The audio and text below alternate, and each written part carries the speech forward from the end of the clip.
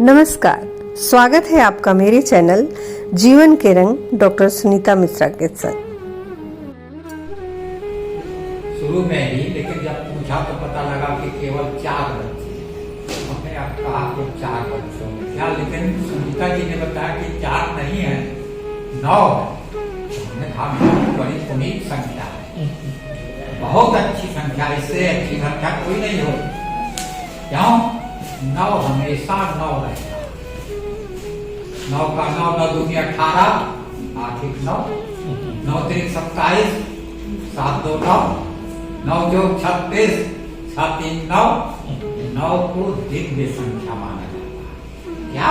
दिव्य संख्या। दिव्य संख्या। और आप लोग 9 हैं तो आज ये संकल्प लीजिए कि जैसे 9 को दिव्य संख्या माना जाता है, वैसे हम जीवन में हमेशा दिव्य कर्म करेंगे। ऐसा कर्म? दिव्य कर्म। भगवान कृष्ण ने गीता में कहा है कि जन्म कर्म च मे दिव्यम, मेरा जन्म भी दिव्य है और एक कारागार में पैदा हो गया। हाँ? जन्म कर्म च मे दिव्यम, मेरा जन्म भी दिव्य है और मेरा कर्म भी दिव्य है। तो आप प्रभु के प्रिय बनना चाहते हैं तो आज आप संकल्प लीजिए, क्योंकि ये संख्या आपकी बताती है 9 की संख्या दिव्य संख्या मानी जाती है, पूर्ण संख्या। तो इसलिए आप हमेशा जीवन में दिव्य कर्मी बने। पहले हाँ? तो आप जीवन में हमेशा सफल होंगे।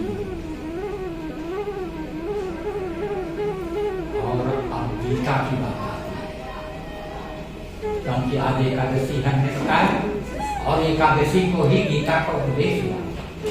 गीता का उपदेश वही ग्रहण कर सकता है जो इंद्रियों को अपने कंट्रोल में रखे। मनीषी होगा तभी वो गीता का उपदेश ग्रहण कर सकता है। मनीषी का मतलब क्या है? आप लोग मनीषी कॉलेज में पढ़ते हैं। मन का ईशन जो करने के लिए तत्पर हो, चंचलम ही मना कृष्ण, जो मन का ईशन, मन को कंट्रोल में करने के लिए तत्पर हो। मन की समस्या आज की नहीं है। महामानव था अर्जुन, उसने भी कहा कि हमारा मन जो है चंचल है। तो भगवान ने कहा कि स्वाभाविक है, अभ्यास करो और वैराग्य दोनों को अपनाओगे तो चंचल मन तुम्हारे बस में नहीं आएगा। तो बच्चों, गीता की बात हम बता रहे हैं। गीता को 10 मर्तबे कहो।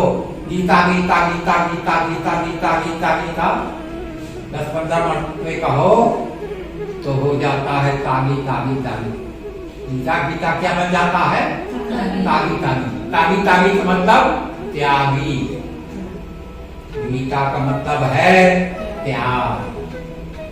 जीवन में त्याग को अपनाओ तो क्या होगा? सारी दुनिया शांति की खोज में भटक रही है, चाहे अमेरिका हो, चाहे चाइना हो, चाहे रूस हो, सब शांति चाहते हैं, लेकिन शांति मिल रही है? शांति नहीं मिल रही। गीता शांति का मार्ग दिखाती है। गीता का 12वां अध्याय भक्ति योग, उसका 12वां श्लोक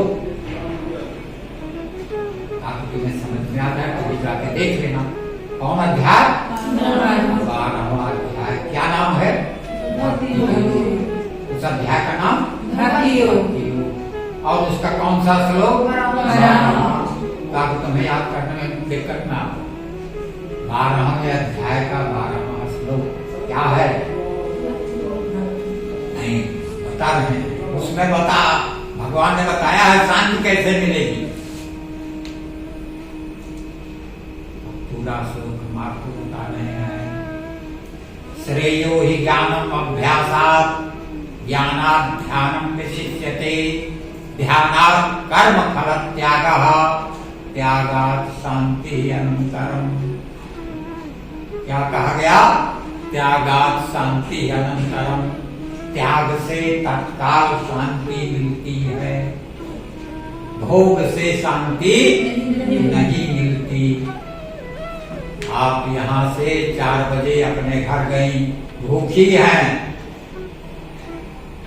इतने में एक कोई भिखारी आ गया, वो 4 दिन से भूखा है, आप भी भूखी हैं और वो आपसे कह रहा है अपना भोजन थोड़ा सा हमें दे दीजिए, आधा हमको दे दीजिए।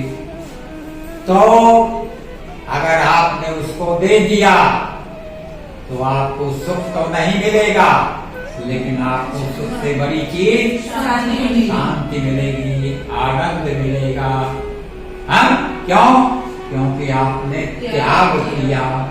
अगर उस दिन पूरे भोजन का त्याग कर दें तो आपको बहुत बड़ी शांति मिलेगी। श्रेयो हि ज्ञानम अभ्यासात्, अभ्यास से बढ़कर ज्ञान है। ज्ञानात् ध्यानम विशिष्यते, ज्ञान से बढ़कर ध्यान है। ध्यानात् कर्म फल त्यागः, ध्यान से बढ़ के है कर्म कीजिए, लेकिन उसके फल को खाने की इच्छा न कीजिए। पेड़ लगाइए, लेकिन उसके फल को खाने की इच्छा न कीजिए। श्रेयो हि ज्ञानम अभ्यासात् ज्ञानात् ध्यानम विशिष्यते ध्यानात् कर्म फल त्यागः त्यागात् शांति अनंतरम। त्याग के तुरंत बाद, त्याग के हजारों साल बाद नहीं, साल भर बाद नहीं, त्यागात् शांति अनंतरम, त्याग के तत्काल बाद शांति प्राप्त होती है। और बच्चों, पाश्चात्य देश के लोग भोग में शांति खोज रहे हैं और हमारे यहाँ त्याग में शांति बताया गया है।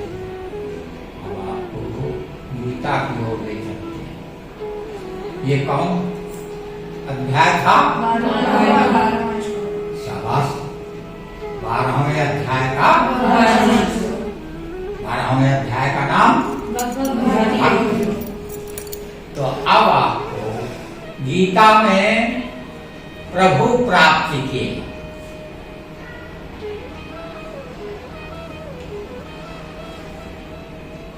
ईश्वर प्राप्ति के 3 मार्ग बताए। तो 10 मिनट हो जाए तो बता दीजिए। गीता में प्रभु प्राप्ति के कई मार्ग हैं? 3 मार्ग।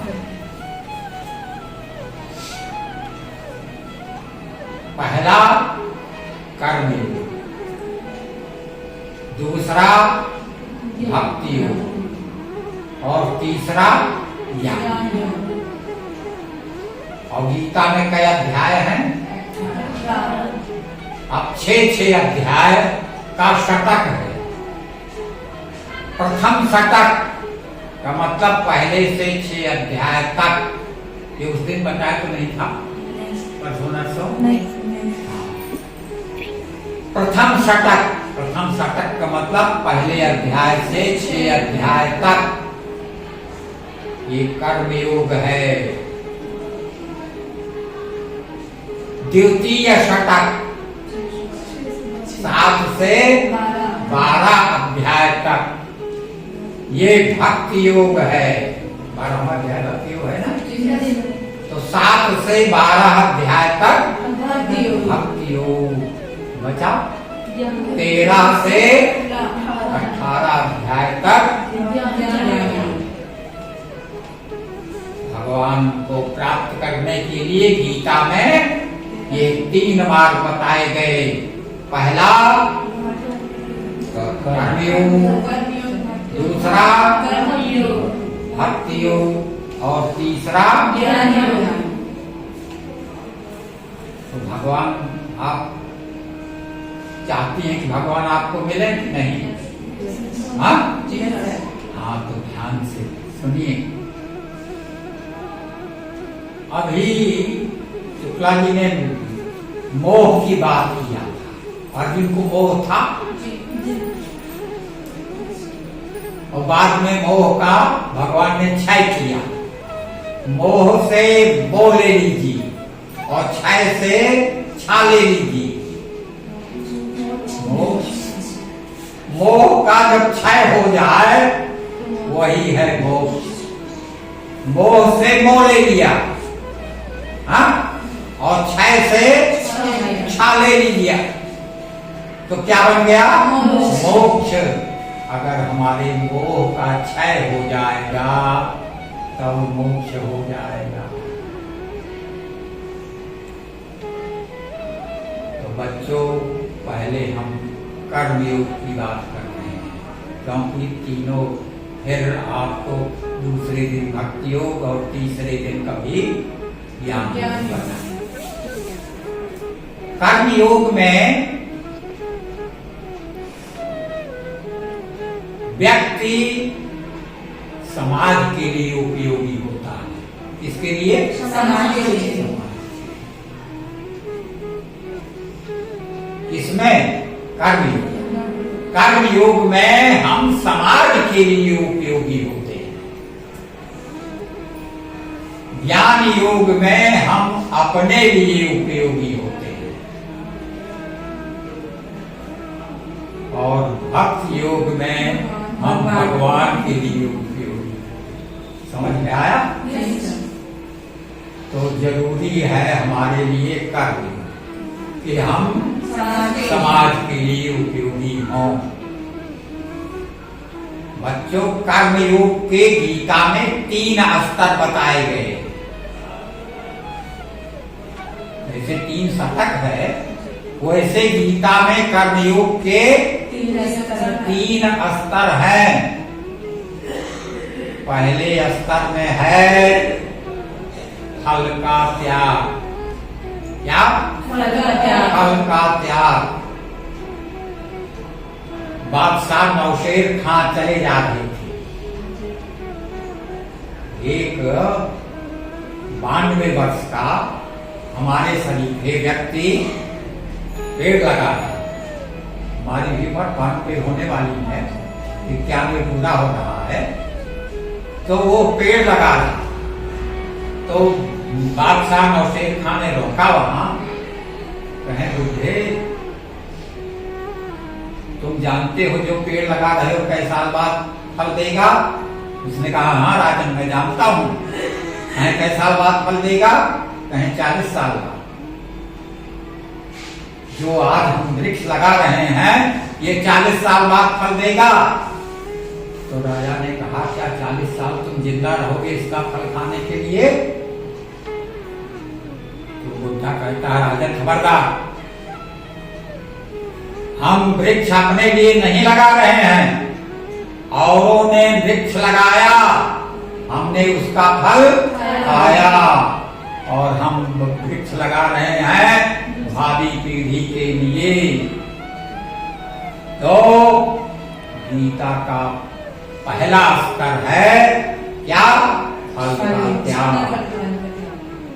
और गीता के दूसरे अध्याय में है मनीषी किसे कहते हैं? जो पेड़ लगावे लेकिन फल खाने की इच्छा।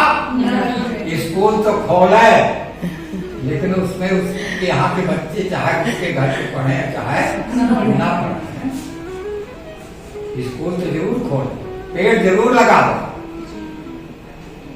गीता में कहा गया है फलम त्यक्त्वा मनीषिणः, दूसरे अध्याय में ही कहा गया है। मनीषी कौन?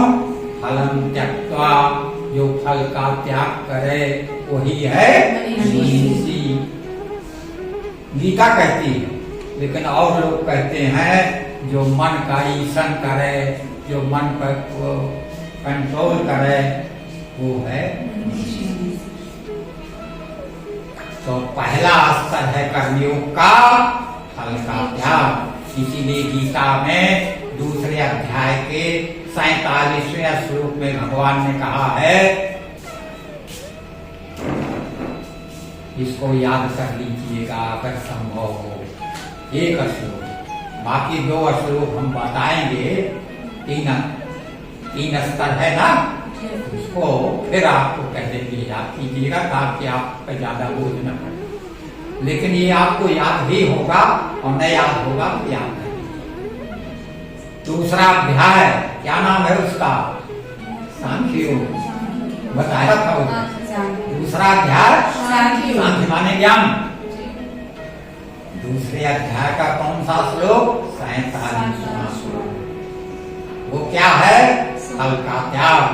कर्मण्येवाधिकारस्ते मा फलेषु मां कर्म फल हेतुर्भो मा ते संगो अस्तु कर्मणि। कर्म का अधिकारी तू, फल तेरे हाथ में, न हो तुझे फलाकांक्षा, न हो प्रीति अकर्म में। कर्म का अधिकारी, कर्म करना तेरे अधिकार में है, फल मिलेगा। आपने खूब साल भर तैयारी किया, परीक्षा देने आ रही थी, कोई एक्सीडेंट हो गया तो वो आपकी जिम्मेदारी नहीं है। आप अपने मार्ग से आ रही थी, कोई शराब पी के आ रहा था, एक्सीडेंट हो गया तो कर्मण्येवाधिकार, कर्म करने में आपका अधिकार है, फल में आपका अधिकार नहीं है।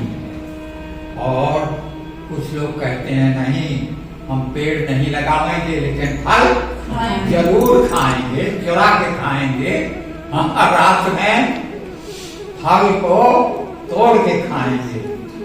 हाँ, लेकिन हमारा कर्मयोग कहता है कर्मण्येवाधिकार से।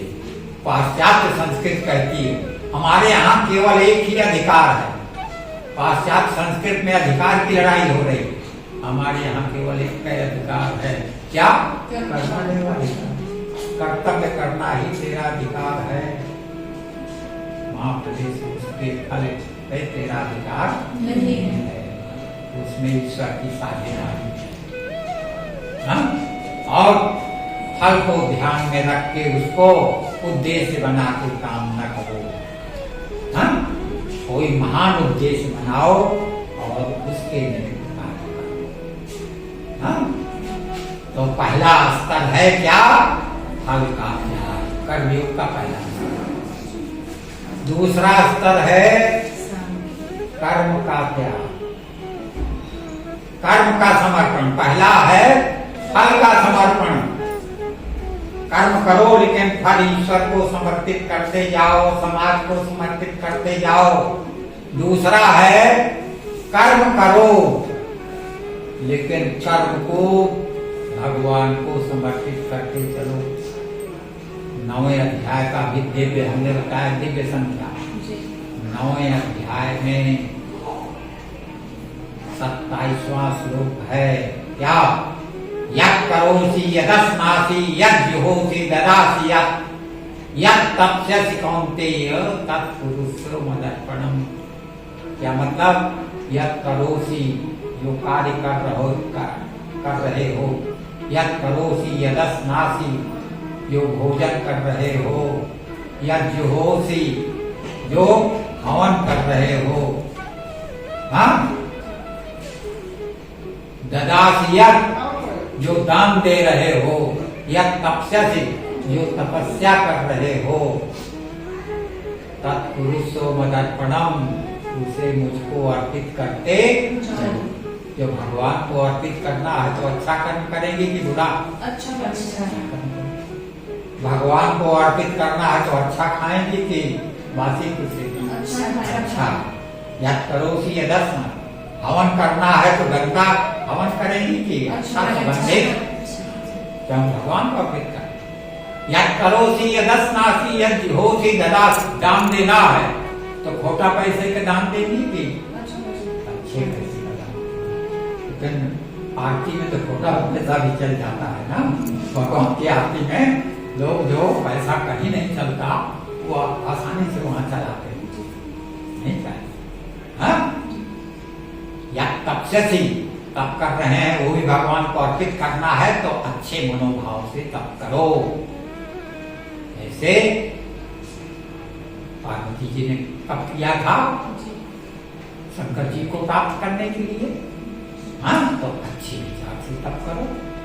तो पहला है फल का समर्पण, दूसरा है कर्मयोग का दूसरा स्तर कर्म का समर्पण। समझदार है बात। पहले फल का समर्पण और नीचे उठे तो कर्म का समर्पण। अब तीसरा बचा, इसी पर हम अपने वक्तव्य को विराम देंगे।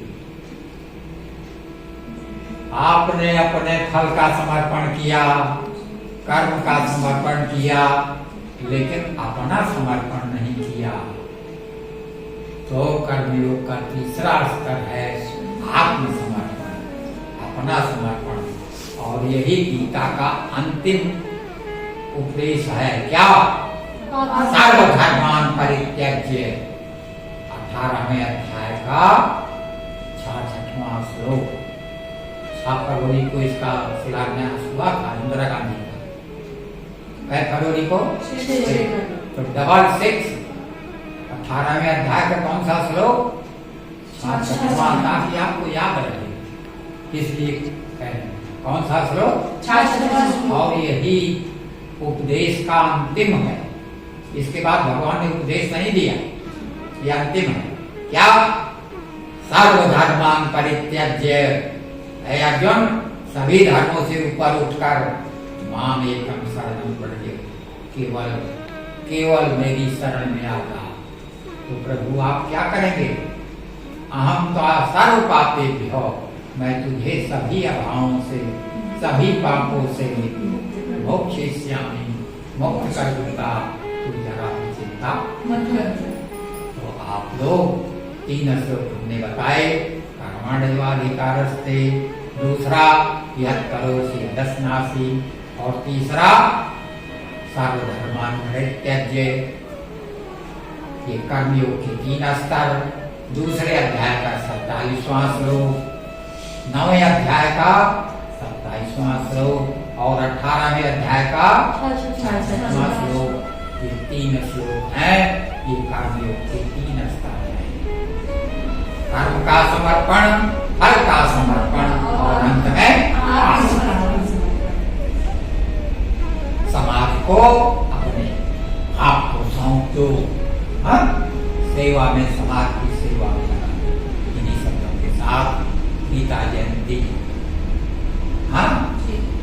की शुभकामना आपको देते हुए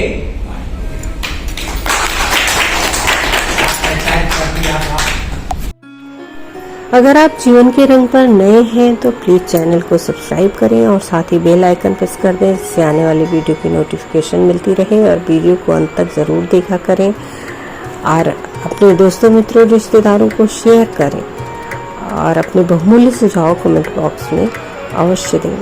धन्यवाद। नमस्कार।